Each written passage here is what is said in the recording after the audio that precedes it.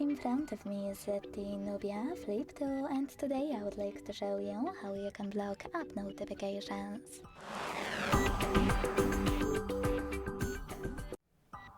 Begin by opening Settings and tapping on Notification and Status bar.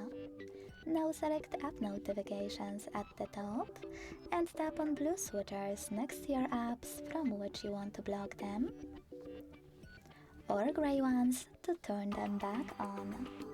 You can also select any app available on the left and manage all notifications from here. Thanks so much for watching. If you enjoyed this video, don't forget to leave a like, comment and subscribe. Bye!